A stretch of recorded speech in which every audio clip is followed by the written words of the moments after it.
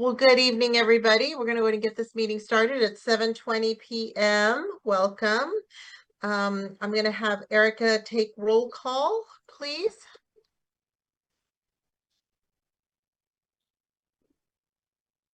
Okay, Trish is here. Bill Stewart.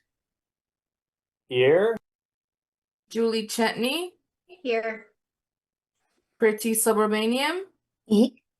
Let me here. Kelly Privet. No, Kelly.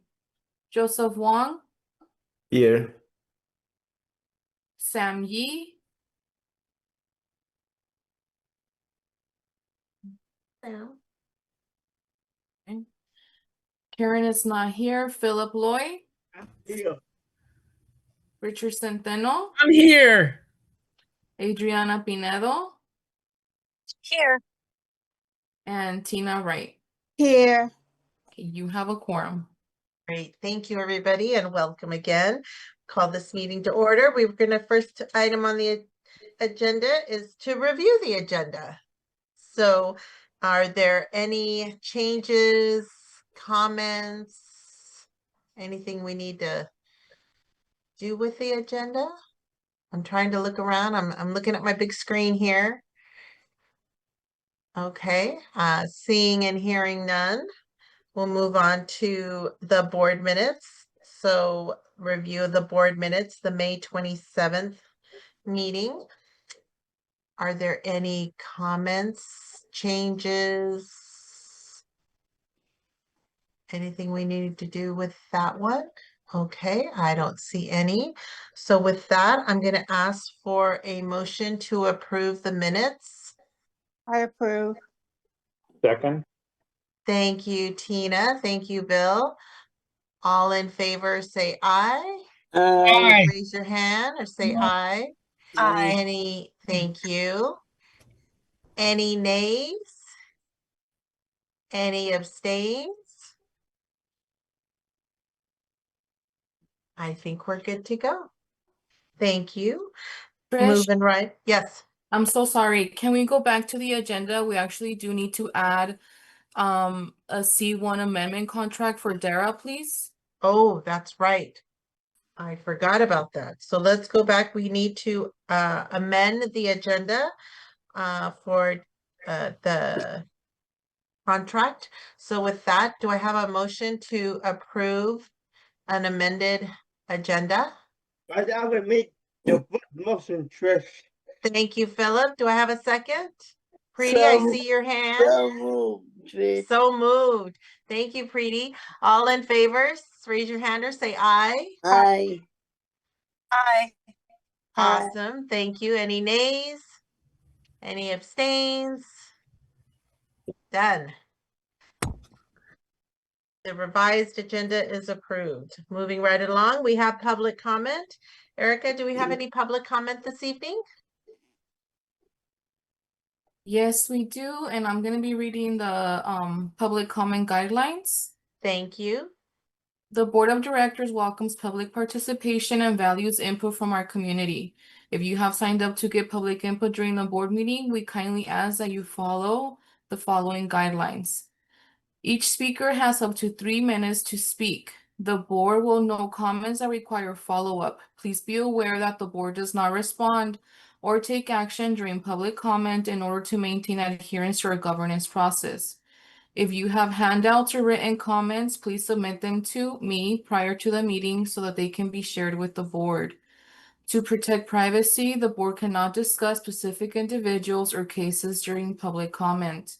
We follow Robert's Rules of Order to ensure the meeting remains fair, focused, and organized. Our meetings provide transparency and access to public information. We follow both state guidelines and our own standards for accountability. And tonight we have Mr. Carl Arguila. Okay, Erica, can I ask for an audio check? We can hear you, sir. That is great. Thank you again, board, for entertaining my comments. As you know, my name is Carl Arguila. I am the father of Kevin Arguila, an intellectually disabled deaf client of the San Gabriel Pomona Regional Center. And as you know, tonight's board meeting, including my comments, is being recorded under the provisions of the Bagley-Keene Act and will be posted for public review on my blog at www.sgprc.net.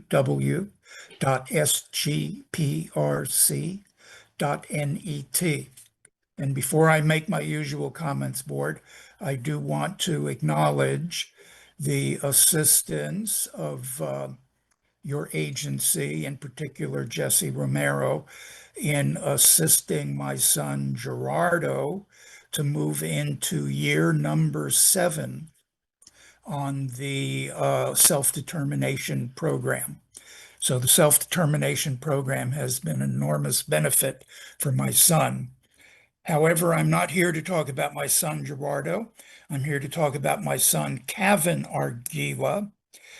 And Kevin's situation remains unresolved in that you became my son Kevin's conservator 5 years ago on August 5th of 2021 by filing false declarations with probate court under your then executive director, and then using your lawyers to prevent me from terminating your conservatorship.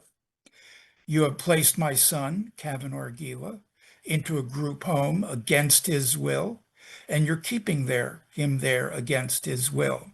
And if you doubt this, well, you just need to talk to your service coordinator. As you know, there will be a hearing in probate court on July 14th to review my son's conservatorship. And I urge you to use this opportunity, board, to terminate your conservatorship of my son, Kevin Argila. I notice every month there's a representative here from DDS looking very quiet and very innocent. I wonder if DDS ever asks themselves, why would we become the conservator of people against their will? Also, board, please take note of the following. Your vendor has reported that my son is suffering from a serious medical situation. So I am preparing a letter for Dr. Weller, which he will receive tomorrow regarding this matter, because you are placing my son at medical risk with the services that you're currently providing. Please assure that the official minutes of this board meeting accurately state that I am requesting you to terminate your conservatorship of my son, Kevin Argila. So thank you again for your patience, board, and I look forward to addressing you at the next scheduled board meeting. Thank you and good night. Okay, thank you. Moving right along, we have a second person also speaking, Albert Feliciano from SCDD, Los Angeles office. Thank you, Ms. Gonzalez. Good evening, Ms. Gonzalez, committee members, regional center staff, and community members.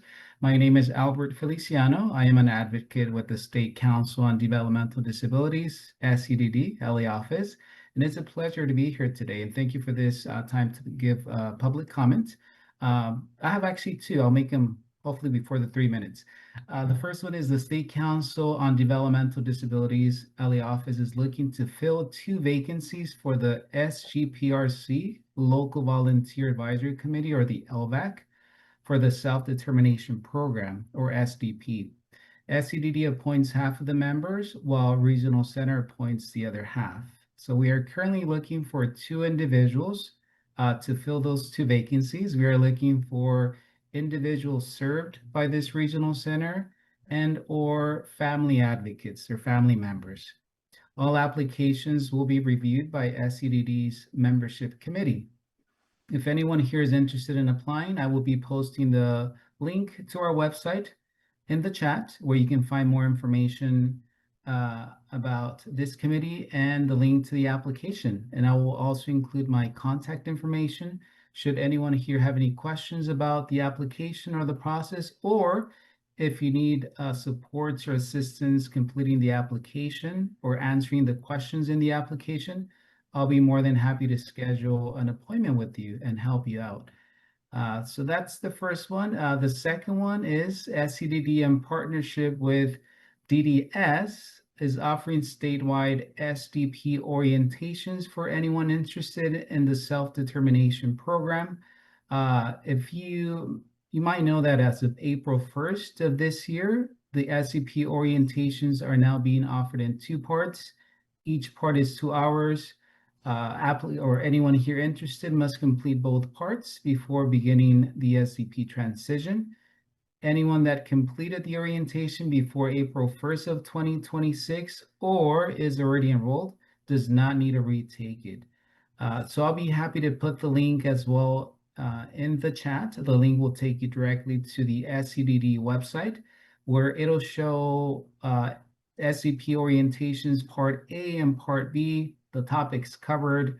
It'll have the PowerPoint for both part A and part B, including video recordings for both and additional resources. And again, the actual calendar where anyone can hover over a date and select a date to register for that orientation. So again, I'll be happy to stick around. I'll be happy to answer any questions in the chat. I'll be providing my contact information in the chat as well. If anyone has any questions, feel free to give me a call. Thank you, Ms. Gonzalez. Thank you. Thank you so much. Okay, moving right along. Are there any others, Erica, before I move along? I didn't see. Ma'am. Okay, thank you so much. Okay, moving right along. Advisory Committee for Individuals Served and Their Families. Philip, do you have an update for us this evening? Yes. So on July 22nd, we will, for the advisory committee for July 22nd, we will have a conference proposal and feedback from committee members by Janella. And then we just have a special presentation about reveal information guide and feedback for Maryland, how to contact your service coordinated by Janella. And those are my future, and those are my updates for tonight, Trish. Thank you. Thank you, Philip. We appreciate that. Look forward to hearing more from you in your next report. Let's see, moving right along. Julie, where are you? I know you're here somewhere. And my little, I'm here. my little space is here. Hi, So I will turn it I'm over for you for definitely here. strategic development. Yes, thank you. All right, so I have a slightly robust list for the board tonight. Seeing as though it is our June meeting, it is the time where the board votes on the slate of officers for the fiscal year 2026-2027. Last month, the Strategic Development Advisory Committee presented the following slate of officers. Looks a little similar. So President, Trish Gonzalez, First Vice President, Bill Stewart, Secretary, Julie Chetney, and Treasurer, Preeti Subramanian. So as far as I know, an alternative slate has not been presented. Is that correct? That's correct. Thank you. Okay. How would you like us to do this? Would you like, I think individual motions. You're presenting it as a slate, so one motion is okay. I was thinking in terms with the second term elections and all that kind of stuff. So we'll go. Oh, yeah. So the slate first and then the second term Yeah. election second. Yeah. Yeah, sorry. No worries. Okay. So the slate as presented, do I have a motion to accept the slate? Aye. Thank you, Tina. Do I have a second? I was certain that Julie. Thank you, Philip. All right. Any discussions or questions about the presented slate of officers? All right. Hearing and seeing none. Oh, do I call for a vote? Sorry. Do I call for the vote? Or? Yeah. You I'm can sorry. since you're the nominating committee. Oh, I'm sorry. I'm like just rolling here. All right. All in favor, please say aye or raise your hand. Any opposed? Any abstentions? All right, that motion carries. Thank you very much, everybody. The second piece of business for this advisory committee is our second term elections. So Philip has come to the end of his first term of 3 years, and happily we are reporting that he would like to stay for a second round. Same with Kelly Privet for our vendor advisory committee chair and board member. So do I have a motion to accept both Philip and Kelly for a second term? I am very proud to make that motion. Thank you, Bill.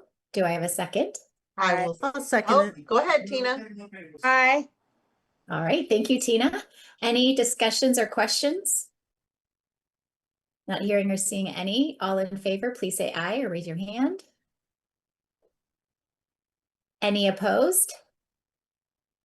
Any abstentions? All right, congratulations, Philip. And Kelly, though I don't believe she's here tonight. Okay, moving along. At this time, the committee is not moving forward this month with the board membership recommendation for Lisa Nguyen. And we also earlier this evening had some interviews of applicants interested in committee membership. And the committee is pleased to recommend Diana Hernandez for membership on the, I can never remember, is it legislative and community relations, or is it the other way around? Community Way relations legislative. Community okay, alphabetical. Community relations and legislative committee. So Diana Hernandez interviewed with our committee earlier tonight, and the committee is all in agreement to recommend her to the board for approval. Do I have a motion? I will make that motion. Thank you, I Trish. second that motion. Thank you, Bill. Emphatic committee member first and second motions there. Any questions for us regarding this recommendation of Diana Hernandez?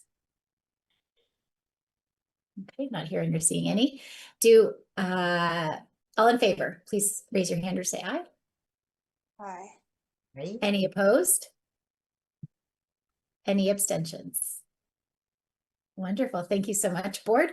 We'll get right on, pardon me, communicating that to Diana. One other big piece coming out of this committee, it was a long meeting tonight, is that we have started the process of taking a really good hard look at the recruitment, application interview and post-interview process for candidates interested in committee and eventual possible board membership. So we are actively discussing what's working, maybe what could be improved, and also looking at some best practices to be able to make sure that we are doing everything as transparently as possible, as objectively as possible, to make sure that we are building a very competent, engaged, informed, enthusiastic board and committees. So there will be more to come on that in months to follow. Thank you. Thank you. That was quite a lot. Yeah. It was, huh, Tina? Yeah. It was. Moving right along. We don't have Kelly, but Jesse, were you at the meeting? I know you were traveling. I was traveling. No major updates for this evening. Just encouraging everybody to attend the next vendor advisory committee coming up on the first Thursday of every month. And the last topic that we're carefully tracking there are those authorizations and making sure that our service providers are getting paid timely and tracking those metrics there. So we've been partnering with Kelly on that topic, and we'll continue to revisit that next month as well. Great, thank you. And next up, item number 6 would be Community Relations Legislative Advisory Committee. That would be me. And there was no meeting last month, so I don't have anything to report. So maybe Okay. next month. Moving right along, to Executive Finance Committee, which I guess would be me again. And I'm going to turn it over to Dara so that she can give us an update. The financial report was approved at the Executive Finance Committee, but we do have an amendment that we need to discuss this evening. So I will turn it over to Dara. Yes, good evening, everyone. Let me Good take a evening. share my screen. I've had some technology issues today, so hopefully they don't carry into this meeting. So good evening again, President Gonzalez, members of the board, regional center staff, DDS, members of the community. Tonight, I am going to present the B5 allocation for expenditures through April 30th, 2026 for your review. And so in terms of our operations, we were allocated over 58 million. Our year-to-date expenditures are over 44 million, with remaining expenditures of 13 million. Our community placement plan, foster grandparent and senior companion and family resource center was funded, and we anticipate utilizing all of those funds by the end of the fiscal year. In terms of our purchase of service, the total allocation was over 588 million. Our year-to-date expenditures are over 466 million, with a balance of 122 million. Here is the breakdown of our operation expenditures as well as our purchase of service expenditures. And this shows how the breakdown is shown in operations. It's salary and benefits, rent, insurance, equipment, other expenses, and in purchase of service, home out of home placement, day programs, respite, and other services, and then further broke down in graph form and pie chart form to the right. Does anyone have any questions regarding the financial report? Okay, so then I'm going to move along to the A3. We received the A3 allocation, and what that consists of is funds for LACC, Regional Center Performance Measures, and the home, the FHA agency. This was reviewed at Executive Finance and approved as well, and so this is for review. And then are there any questions regarding the allocation? Okay. And then can everyone see the C1 contract budget summary on my screen? Okay, good. Because sometimes it gets a little wonky when you're changing documents. So tonight I'm presenting the C1. This is for fiscal year 26-27 for your review and approval. The total allocation is over 52 million, almost 53 million in operations. And in terms of a purchase of service, the allocation is 400 and a little over 546 million for a total between operations and purchases of service of over 598 million. There are some policy items and some other items that are missing, as you can see from this allocation, and we anticipate receiving those in future allocations. Does anyone have any question regarding the C1 for fiscal year 26-27?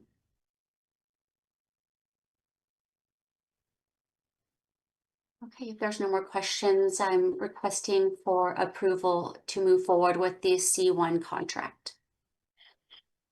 Great. Thank you, Dara. Okay. So, do I have a motion? I have a motion.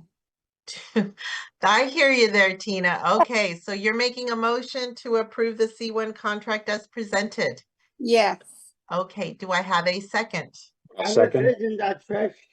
Okay, I got two people there. I can't see it, but I got two people there. I'm still looking at my C1.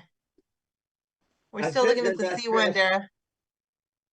Or am I the only one that's still looking at it?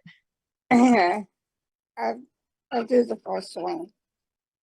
There we go. Thanks. Dara. I was like, I don't know where everybody went, but okay. Thank you. So I had Tina, and who was my second? It was I said that Philip. that's it. Okay, Philip. Yep. Thank you. Yep. Thank you. Is any questions or further discussion on that? No, I don't see any. Okay, then let's take a vote. All in favor, say aye or raise your hand. Great, thank you. Any nays? Any abstains? Okay, seeing and hearing none. Tara, you have approval for C1 contract. Thank you very much. You're very welcome. Thank you. Moving right along. So one of the things that we have to do every year is we have the responsibility to review the attendance of all of our committees, our participants, our board members, and one of the things that came up during this last quarter was that we had a period where we did have some folks that were absent. And what we've come to determine is that there were some technical difficulties during the transition period when we went from our personal email addresses to now being official SCGRP email addresses. And so there was some little hiccups going on there that that needed to be worked out. So during the Executive Finance Committee I had requested their approval and a motion to excuse attendance for absences during that period. So it would be during February and May. And that was during the transition period is what we'll call it. So so I'm bringing it here to the board also for your consideration and your approval to allow that for those individuals. Now, there were two additional individuals that had missed more than the allotted outside of that time frame. And so at the time of our Executive Finance Committee, we had not received feedback from them as to if they wanted to continue to remain on their respective committees. So we have heard from them. So I'm going to ask Erica to give us just a short update summary on their information that they provided, and if we are going to consider their absences as a resignation, or if we are going to move forward and allow them to remain on their respective committees. So Erica, if you could do that for us, please, I would appreciate it. Yes, ma'am. First, can we so the recommendation is coming from the Executive Finance Committee to pardon those that missed from February through May, right? So the board does have to take a motion on that. Okay. Do you want us to do that first? Yes, please. Okay, so we'll go ahead and do that first. We'll split them up. So so based on that recommendation and that I'm seeking a motion to approve excusing those absences for individuals between February and May due to the email transition. Do I have a motion? I'll make them. Preeti's got it. Preeti's got it. Preeti, oh, I see your hand, Preeti. So moved. Thank you, Preeti. Do I have a second? I had, Second. oh, Okay, Bill, he got you there, Tina. Bill, Okay. Bill was trigger happy there. He got you. oh, All in favor, say aye or raise your hand. aye. Thank you. Any nays? Any abstains? Any comments, questions? Thank you, it's passed. Thank you, Erica. Now we can go to part two. Okay. So just to explain this process, because I know we don't go through it a lot, you don't have to do anything unless you want to retain a member. If you want to retain a member whose attendance is up for review, then you have to make a motion to retain them. Otherwise, it's just informational. And technically what that means is that you're accepting their absences as resignation. Okay. So the two people are from the Advisory Committee of Individuals Served on Their Families. The first one is Diana Ramirez. She missed 4 consecutive meetings, not including the ones that were already pardoned right now. She responded today to the attendance review notice that I sent and apologized for the delayed in response, noting that she was out of the country. She shared that over the past year, she experienced the loss of family members and loved ones, which affected her personally and emotionally, and that contributed to her absences. She emphasized that the absences were not due to a lack of commitment or interest in serving, and respectfully asked the board to take these circumstances into consideration during this review. Just to note, neither Alba or I were ever notified of her absences. And then the second one is Lenny. She also missed 4 consecutive meetings, not including those that were just pardoned. She also never provided notification that she would be absent. Lenny asked that the board consider several circumstances related to her absence. She shared that in her early committee service, some meetings were conflicting with her son's lessons, for which she was responsible for transportation. She also questioned whether the attendance record fully captured all of her participation, noting that she may have joined some meetings without camera or microphone on, and she asked that the attendance record be reviewed for accuracy. Alba and I both share the attendance separately and can confirm its accuracy. The member stated that she values serving on the committee and respectfully requested that the board consider these circumstances during the review. Thank you, Erica. Do we have any comments, questions, or discussion? I'll happily make a comment. I don't know either one of these individuals, but my default is Grace. And when there's something around, loss of family members and also some commitments around transportation, those, again, I wish they had communicated that up front or somewhere along the way, but not a motion yet. But my opinion would be that they continue, but we couldn't not allow that to happen again, would be my suggestion. I agree on you with that, Bill. Thank you, Tina. Yeah, same here. I totally agree with Bill, and other than giving grace and using this as an opportunity to ask them just to communicate, right? We absolutely value any family member wanting to be a part of these boards. Yeah. We understand that they are juggling many balls in the air, but it would be nice to know that we have that two-way communication. But I'm with Bill on this one too. Yeah. So Erica, what would you need from you? Do you need a motion from us? Okay. Yes. So,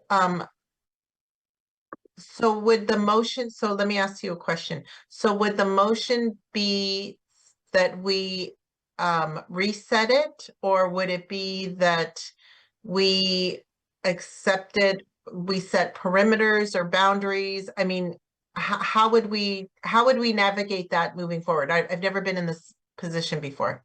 So as of July, the attendance starts all over again because it's per fiscal year. So everything's going to be clear. This is more just if you want to retain them as board members, then you would have to make that motion. If a motion is not made, then that means that you are accepting their resignation. Okay. Then I'm seeking a motion to, oh, Julie has a question. Okay. Where'd you go? I'm over here.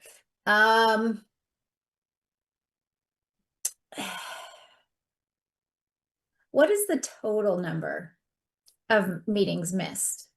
And because these are four in both cases consecutive? So both of them missed 8 meetings in total, not including the 4 that were pardoned. Not including the 4 that were pardoned. Not including the 4 that were pardoned. So Okay. So fiscal year, can we just break this down for a second? Fiscal year 8 months, basically. 2025 to 26. So they each attended 2 meetings. in a fiscal year. In the fiscal year. Was there any communication with them during the time that the technology was happening? The technology issues were happening? Did they attend or did we have any communication with them when we were all setting up our board email addresses? Because we all did that. Well, it's the same communication that everyone got, just trying to coordinate everybody getting their email set up. Were we successful in communicating with them at that point? I didn't hear from them until I sent them the notice about the attendance review. And I actually sent it to their personal, just to make sure that it was received, because I didn't want anybody to be caught off guard. So it's in theory, have they never set up their SGPRC email addresses? No, they're set up. But have they? There are used people that them are to having date? a lot of challenges with it, and that's why, because they weren't the only ones that we reached out to. A lot of people said we're having a lot of challenges getting the notifications. We thought we didn't have meetings. That's why, we considered pardoning the last 4. But these are the only 2 who had 4 more besides the Right. ones that were pardoned. Yeah.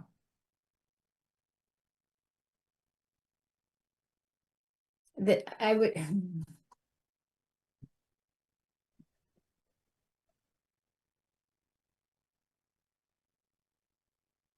I mean, I understand Grace and wanting to do that and everything. However, I mean, that is excessive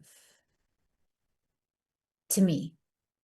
Yeah, I think if we just look at the numbers, it's excessive. We don't know the details, but I do think we need to set very clear expectations about what happens in this coming fiscal year if we agree to, keep them on. But we So wouldn't. I don't think we would have a leg to stand on to say anything that isn't in the bylaws. And if we let what's in the bylaws slide, what's to say that we would have anything to fall back on? Not sure I understand, Julie. Can you tell me more about that? Well, I'm just thinking, like, if we say, well, if in the next 4 months you miss 2 meetings, then that's definitely it. Yeah. They could say, well, wait a minute, you didn't kick me out when I didn't meet the requirements in the bylaws.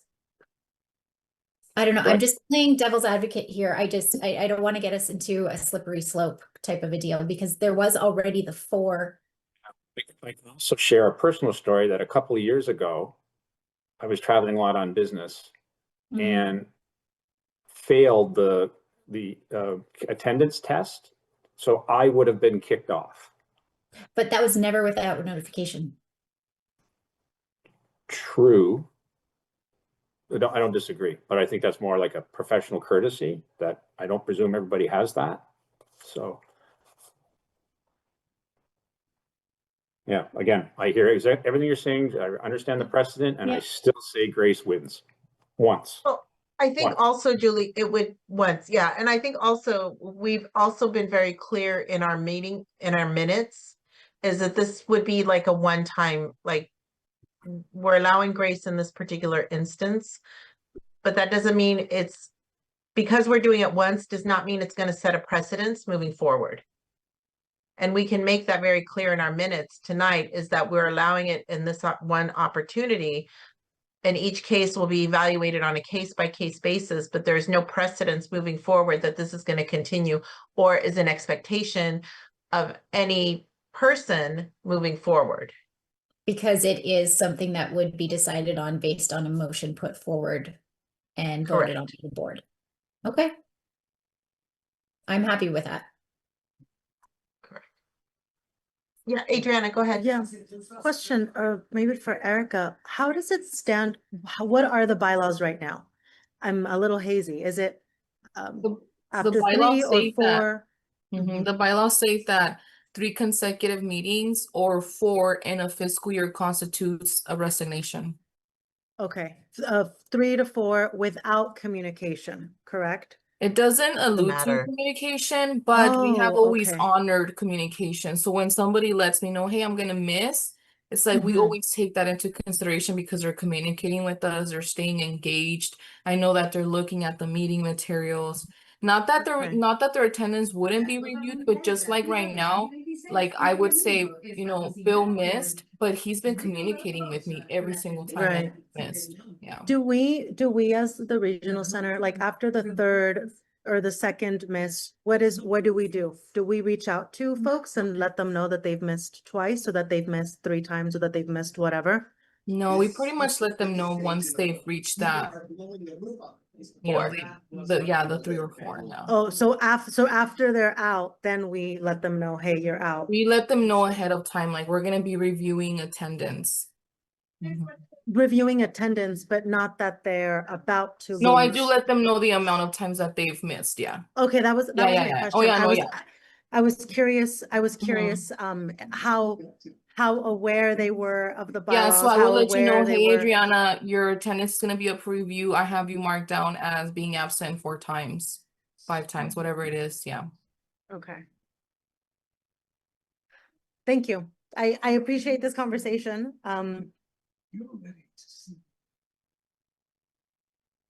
I appreciate this conversation, especially as a person that just figured out what their password was to the to the email address, and was shown a lot of grace in the last year and a half, especially by Erica. I'm sure I would love to extend that grace, but totally hear Julie on this also.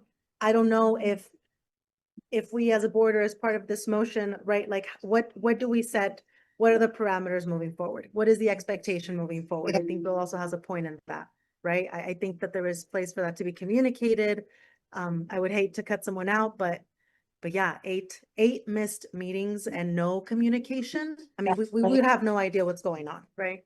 Here's a thought. Here's one way that we might say, because we went through this transition in this fiscal year, there's some called grace, but the transition is Moving in forward. place. So moving forward, the bylaws are in place. And if you miss 3 consecutive meetings, you're considered a resign. That is that. No, I like that. I think that's reasonable, because we've already given a pass, if you will, on the meetings of February and May. So I think it all falls under like 26, 27, call it an aberration. Moving forward, next fiscal year and on, the bylaws apply. Would be my suggestion. Would reset as of next month. Correct. So, Yeah. Go for next. so if there's 4 meetings missed in July, August, September, October, then Yeah. And I Yeah. also think, though, and it probably doesn't need to be said, but based on these examples, it does. I think we should communicate, look, if you're going to miss a meeting, let Erica know and your committee chair know. I mean, that should be Yeah. a communication and an expectation. There you go.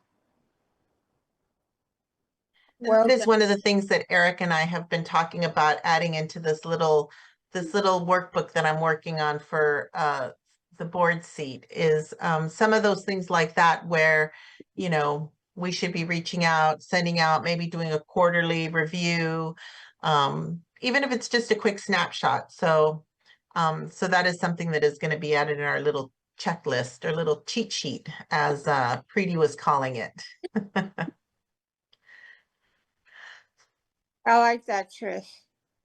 Thank you, Tina. So given all the discussion, do we want to move forward with making a motion to retain them on the board with the understanding there is no precedence on this action, that it's a reset and effective July 1st, moving forward, bylaws are as written?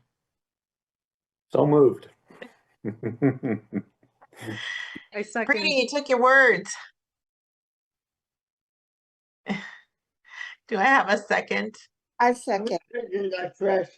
Oh, I got 3 here. Erica, take your pick. I got 3. I got Philip, Preeti, and Tina. We're gonna have to look at replay to see who had their hand up first. Thank you. All in favor, raise your hand or say aye. Aye. Okay. Do we have any nays? Any abstains? Oh, Julie, you were what? I'm gonna abstain Okay, on that one. okay. Any other abstains? Okay, any other comment, questions? Seeing none. It has passed. And great discussion, by the way. We'll have to add that to our list of things that we look at. So, did you get that, Erica? Okay, thank you. Okay, moving right along for my president's report. I just wanted to acknowledge that we have the certification for the Vendor Advisory Committee for fiscal year 26-27. And I also want to add some thanks and gratitude to Sam, Yi, and Karen, who are not going to be moving forward with us in the next fiscal year on the board, but they are still here with us in committees.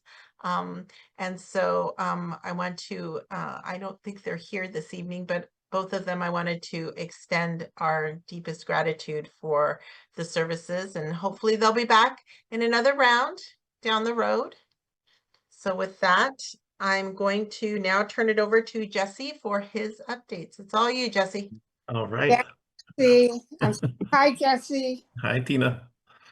Good evening, everybody. I'm going to go through these items. Feel free to slow me down so I can be mindful of time. I'm going to share my screen here. That's not the button I want. Okay, let's see if I can share it now. And I'm gonna move this out of the way. Can everybody see this code of conduct? Yes. All right, this is in your materials. I wanted to expand on what Trish mentioned earlier. We are looking, new fiscal year, July 1 is around the corner. We've been meeting and reflecting on all of our successes, all of the great governance that happened in our board meetings, looking at opportunities. We've been revisiting our strategic plan, looking at how to run successful, effective meetings. And so what we wanted to do was take an opportunity to memorialize all of our areas that are important to us in terms of our values for conducting board and committee meetings. So we've had, these aren't new values, these are all values we've always had, but we wanted to memorialize, and they moved forward from executive finance, and I'm looking for a motion for our board of directors to approve this evening. In short, what we want to uplift here is making sure that collaboration is productive, safe, and welcoming. We want anybody as part of our community, anybody who's interested in joining board or committees, that we're all doing our part to make sure we have those core values in place at all times. We want to make sure we're treating people with respect and consideration, that we're engaging in open discussions, that we refrain from using discriminatory, demeaning, bullying, threatening, or intimidating language. We continuing to work. I think we do a really good job in this area about focusing on ideas and suggestions and not individuals. So just kind of core foundation things just as the forefront. We want to keep up with our efficiency and equitability for public comment. So we want to make sure that we are holding ourselves accountable for a maximum of 3 minutes per speaker in there. So we really want to bring that to the forefront. We also want to make sure that we're doing our part as a regional center, that we're protecting sensitive information. There is so much AI, artificial intelligence. There is an increase in cyber scamming and bullying. Some of our community members may have seen an email, somebody impersonating Lucina, asking for money and for gift cards. Our staff are not going to engage in those inappropriate behaviors. So if anybody, just as a quick plug, not to go off topic here, but if you see things that are very unusual, very strange, I have people using my email signature, spoofing my my identity through the regional center. Those are not us, so please pay careful attention that the emails are correct. Make sure they're sgprc.org. If something is unusual, really bizarre, email from Jesse or Lucina at 3 a.m. That's not typical. We're not going to ask for inappropriate things. Flag those for us. Get in touch with us. There's just an increase in this area in there. So I'm sure you all have heard that scammers are professional and able to take a little bit of your voice and to be able to use that. And there's been a lot of stuff in the news around this area. So I won't go off topic here, but we want to do our part to just to make sure in general that we're protecting information. So we're really going to be making sure that when we have public comments, because these are public meetings, we're going to ask for support that we're not distributing documents that contain private information of individuals served, unless they are a parent of a minor, served, conservator, or otherwise authorized rights holder. We can't, tell parents or authorized representatives what to do. We can encourage best practice, but if the individual sharing information is not the parent of a minor, served, conservator, or an authorized rights holder, we want to stay true to those values, and that's not part of our conduct for our regional center that we want to support. We are committed. We have always been committed to safeguarding protected health information. We take extra precautions there. We want to respect the responsibility and authority of our board president, hello Trish, our chair, or their designee on Trish's behalf to preserve order of meetings, enforce this code of conduct, and making sure that we're conducting meetings in accordance with Robert's Rules of Orders and nonprofit law. And that's a common one, not interrupting others and waiting to be recognized to speak there. I think you all can think we have a really good flow. I want to praise and highlight our ability to do self-governance. I think we do a really good job at our committee meeting here in these areas. So in terms of enforcing code of conduct, we want to have the ability to make sure that if there is an area that is not abiding with our conduct or upholding our values, our board president or chair will issue a verbal warning that will identify the specific behavior that is violating the code of conduct. We want to support people to come into compliance. And if the behavior above is not consistent with the code of conduct after the warning, that individual can be ruled out of order. And then the individual may be directed to leave the meeting, perhaps conclude their public comment earlier by the board president's direction or their designee. And in a virtual setting, that may be including restricting their ability to participate further in that particular meeting.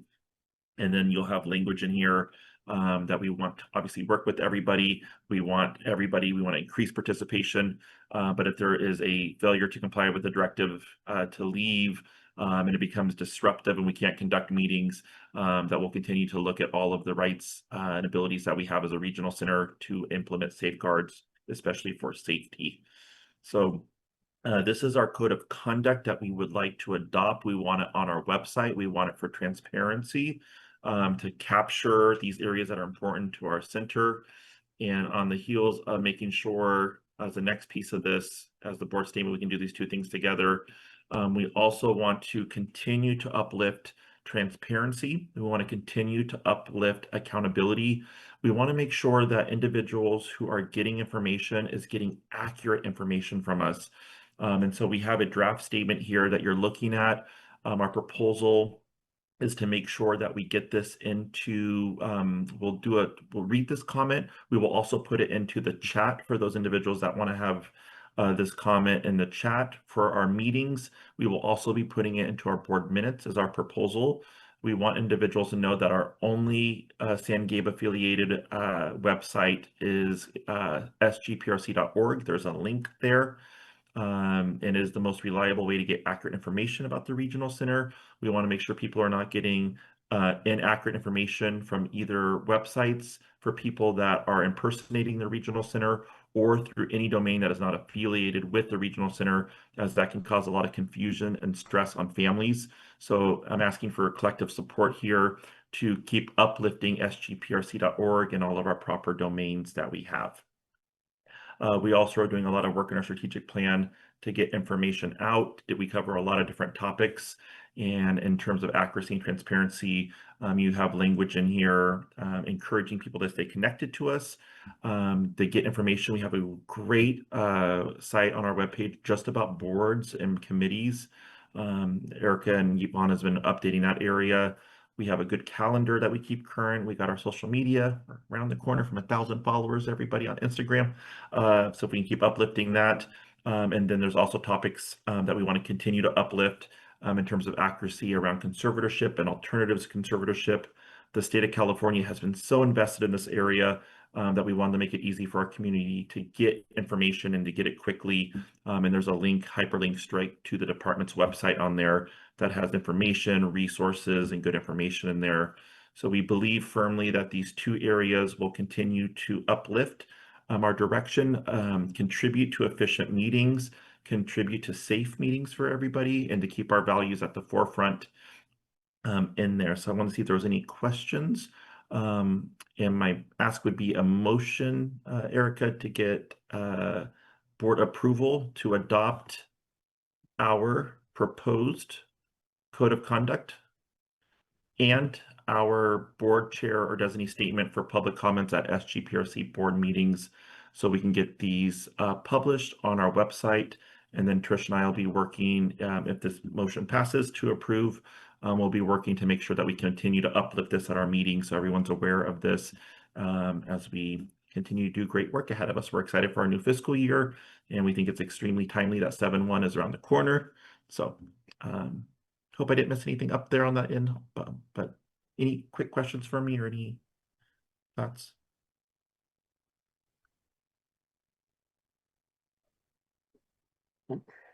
Are there any questions for Jesse? Jesse, can we minimize this so we could see the rest of the Yep, of everybody course. else? There we go. So otherwise, if somebody raises their hand, I can't see them. They're on my little scroll somewhere else.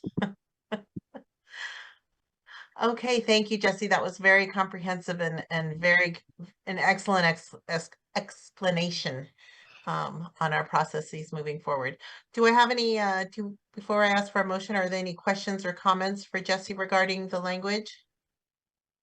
No. Okay. Seeing none, I'm going to go ahead and ask for a motion to approve. okay. You have a question, Tina? Okay. Oh, and I see Philip. Okay, let me get Tina's question and then I'll come to you, Philip, okay? No question. No question? Oh, okay. Go ahead, Philip. You had a question? No, but that for the motion to accept the approval as amended by Dr. Jesse. Well, thank you for the motion. Do Me I too. have a second? Me. I motion the second. Thank you, Tina. Okay, we have a first and a second. Can we take a vote? All in favor, raise your hand or say aye to approve. Aye. Aye. Ooh. Any nays?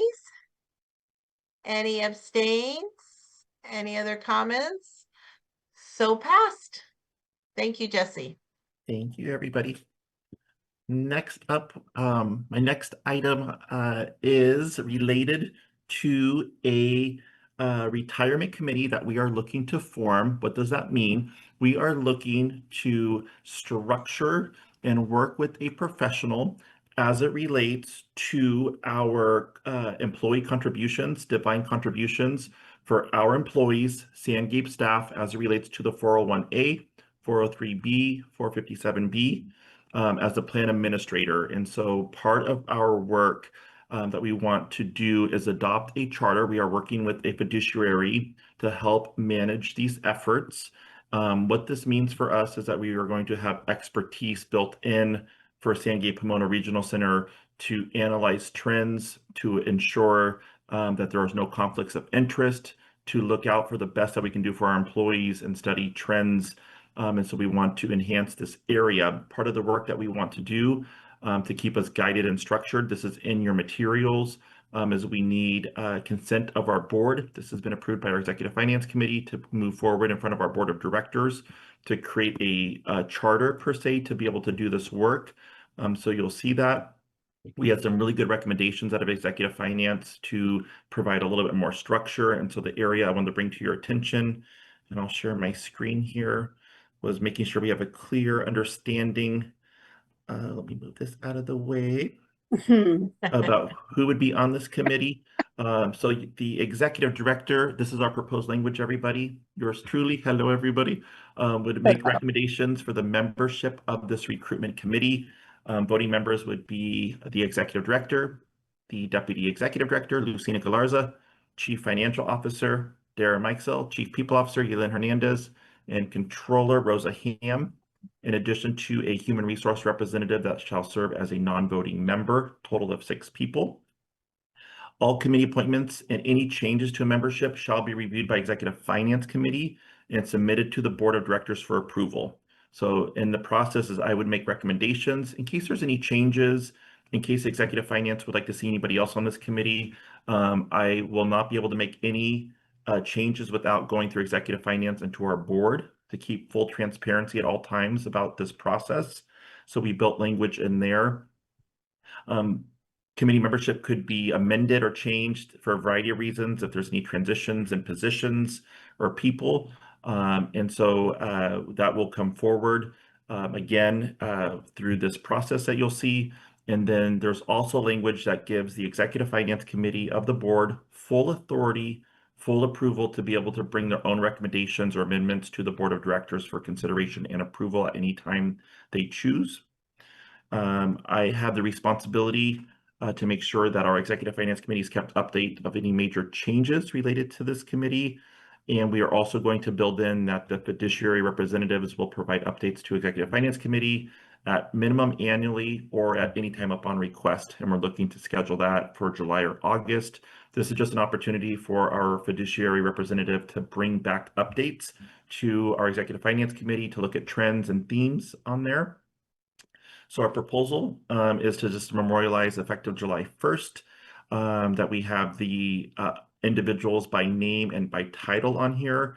And the ask would be, we'll keep the charter, the recommendation is to keep the charter as is, the board resolution. Hopefully you have the chance to read through that. And then if there's any changes to any membership or any changes that occur, we would do a new amendment and bring it through Executive Finance back to the Board of Directors. So at all times, our Executive Finance Committee and our Board of Directors will always have full knowledge of who's part of that committee, full access to make changes at their discretion, and making sure that we increase their enhancement in the process. This is just good business practice. The reason we're doing this is we found opportunities to improve our workflows on how we're doing it. We want to make sure there's equity, and we want to make sure that there's not one unilateral person making decisions for our defined contributions. And so we're putting together the oversight here to improve our enhancements. It was a best practice that came through as a recommendation and we assessed. Thank you, Yelena Hernandez, for helping get us to this next chapter here. And I'll see if there's any questions for me, but I believe, Yelena, we're seeking for this board resolution to be adopted this evening. And in addition to the amended language as well, and these two documents will go together. And then if we get the approval, Trish will have your signature on behalf of the board. Okay. Okay, thank you, Jesse. Are there any questions or comments regarding what Jesse has presented on the 401 or retirement plan? I guess we'll just call it the retirement plan. I see your hand, Joe. Unmute yourself. There you go. Yeah, I got a quick question. Are those retirement plan voluntary or mandatory? They are, Elin. Yeah, so the 403 is the A plan. That is part of our plan that goes directly because we don't pay into Social Security. So that's automatically paid out to these staff. And then we automatically do the 6% of the staff can decide to contribute on the B plan. And then we match up to 6.2% on that plan. So one of them is automatic and the other one is voluntary. We have a match contribution on that one. So the contribution matching is up to 6%. 6.2, yes. 6.2. Mhm. Okay. All right. Thank you. Jesse, I had a question. You were saying that this is now being introduced, but before it was not a group of people, it was one person. Did I understand that correctly? It was still a group. It just was informal, just through the different administrations for the past 30, 40 years. It's more same kind of process. I'm sure same people were involved. What this does under our leadership is that it makes it very structured and very formalized, that this is the process to make decisions versus just Jesse or just a CFO or just somebody. We get more people involved and accountability for how those decisions are being made. Okay, and that body of people, those group of people, if, is that every year we vote on them? Is that they're there for however long they want to be? How do we decide who's a, or how does that go? Is that part of the conversation today too? Yes, so the language I have in there, my plan is that should be our kind of common structure of those individuals. It shouldn't be too fluid. But just in case there's any promotions or any departures, most likely I would be making the recommendation back to Executive Finance Committee that this person is being removed or this person's in a new classification. So we need to look at this person. So it'll always be updated there. But this, the lens here is that we got kind of the main people there is my position, pretty much our whole executive team, the executive director, my lens, Lucina's deputy, we got over people, we got over finances, we got our controller, and then a non-voting member from an HR perspective in there. So totally open to it, but the language in here gives flexibility for executive finance to also weigh in, and maybe they have a different person in mind or different things. So it's going to be a very collaborative process in there. Okay. And last question, is this transition, does that reflect what other regional centers do? Or is this, I know we're trying to make sure that we are well taken care of. How, would you know how other regional centers normally do it? I know you have a very robust list of employees to think about that Yes. are thinking about retirement. Yeah. Some centers have them. I know this came from recommendation of some areas that could have been fine-tuned and more enhanced that we discovered. And so a recommendation through our consultation with subject matter experts was to bring on a fiduciary to help oversee these efforts to minimize any kind of errors from occurring in there. So that was the genesis behind this, but it just creates more oversight and structure for it, and more transparency with the board of bringing the board into who's making these decisions, what's happening, having a close relationship with the fiduciary through presentations in there. So our intent is to uplift accountability for us as a regional center and also transparency. Thank you, Jesse. Any other questions? Hey, Jesse, you forgot to talk about this. Which one? This here. Oh, that's next. Oh, okay. I come You're with a getting lot ahead of of gifts. us. You're getting ahead of us, Tina. Oh, okay. So I would seek a motion. My only correction on here, I'm catching my other notes on here. Instead of amendment, I'm going to call that an addendum versus an amendment at the top for that second page. Okay. Okay. So hearing that, I'm going to ask this board for a motion to approve the Retirement Plan Committee Board Resolution, the adopted and not amended. What'd you call it? The addendum. Addendum Yes. as presented this evening. Do I have a motion? I will. Thank you, Tina. Do I have a second? I'll second. Thank you, Bill. Okay. All in favor, raise your hand or say aye. Aye. Aye. Okay. Any nays? Any abstains? Okay, seeing none, I have to look through my whole screen here. Okay, any additional comment before we say motion passed? Thank you very much, Jesse. Moving right along. Thank you, board. Appreciate. I'll try to keep a streamline. I know I'm at 8. I ran a little bit over according to the agenda. So I'll try to keep this streamlined. Let me get this is for Tina. Tina wants the ED report. Let's see here. Let me get this. All right. Everybody can see okay as well? Yeah. All right. Feel free to slow me down if I go too fast, everybody. Okay. The last item for Jesse today, the board report. Always like to keep our mission in there, so please keep that close to your heart. This is an important a time. Just 2 days ago, the 27-year anniversary occurred for the Olmsted decision. That is a name that everybody should be aware of. This created landmark history and legislation that affirmed that unnecessary institutionalization of people with disabilities is a form of discrimination. So this prompted community lifting, prompted for people not have to go to developmental centers and institutions, and that they could live in the community just like everybody else. So as we know, the Lanterman Act has been around longer than that, but this reinforces the evolving part of our system, because as you know, there has been many parents and people that have been told many years ago that if you have a child with a disability, the place to go is an institution. And we know that we've come a really long way, and Regional Center breaks those walls down every day to show that people can live anywhere just like everybody else does with the right kind of supports in place. So I just wanted to uplift recent legislation. Also in July, we got Disability Pride coming up. This is a cultural and political movement, so always want to uplift all Pride, but specifically Disability Pride. And this is celebrated every July, and it's also part of the American with Disabilities Act. I didn't put the key on here, but each of these colors represent different parts of individuals with disabilities. DDS, everybody's hosting a cost-effective webinar. This is important.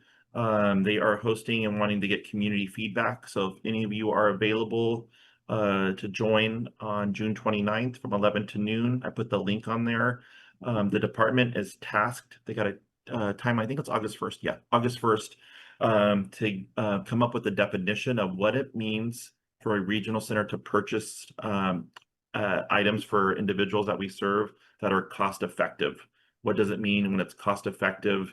What does it mean when there are different cost effective options, and how do regional centers make the best decision? So that definition will be updated, and that will be for traditional, for self-determination, and for participant directed services. So this is on the radar of our legislators.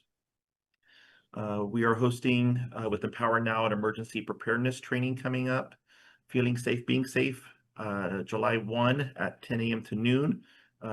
Special training created by advocates, which is awesome. And the essence of the training is that handling emergencies are better with a plan. I like that slogan. So emergency preparedness, as you know, our community was hit very hard with the Eaton fires. And so this is timely, coming off the heels of such a devastating, tragic event, and making sure that we're keeping safety planning, emergencies at the forefront. We do have an emergency coordinator. Shout out to Anthony for helping us with all of our efforts as a regional center. Each regional center is required to have an emergency coordinator as part of their staff, and we're funded for those positions in there as well. So put that in there. Budget, the governor has not signed yet, but the budget bill in the current state passed both Senate and Assembly, which is good. I don't see any major watchouts in terms of regional center services or any concerns at this moment. We need to see what happens through trailer bill language, which will be coming out anytime, most likely by August or September. I'm hoping sooner, but we'll keep an eye on any kind of trailer bill language, which are areas that we have to implement. We'll know better once the governor signs off on the budget and where that lands. We do need to keep our eye on some important areas for Medi-Cal. As you probably are aware, there was a proposal to limit the Medi-Cal asset limit and to do it immediately at 2,000. That is extremely problematic. It is not fair to individuals served. When you think about going over that threshold, when an individual goes over that $2,000 limit and they go over, they can lose their insurance, they can lose their benefits. It is very scary and concerning. So there was a lot of advocacy happening there. And it looks like the newest proposed language is to raise it to 21,000 and to delay it off to 2027. I have some ideas about how we can approach that topic through CalAble accounts and other mechanisms there. But I want to have that on everybody's radar. That's an important one for not just regional center, but for individuals who utilize Medi-Cal. Yeah, I use Medi-Cal. In there. There was some proposals being put, and it looks like they got rejected. The governor's plan around in-home supportive services. They wanted to push funding and more responsibilities onto the local counties. And there was concerns about the county's ability to manage that. And so that's looks like pushed back as well. So we need to keep an eye on these areas as it relates to Medi-Cal and in-home supportive services. I'll have a better indicator once the governor signs the budget coming up there as well. But to summarize, I don't see anything regarding developmental services of anything that popped up unexpected for our system. So we're still looking very well and looking in a good place. Adriana? Forgive me, Jesse. I'm sorry if questions are not right now, but That's okay. I want to make sure I understand.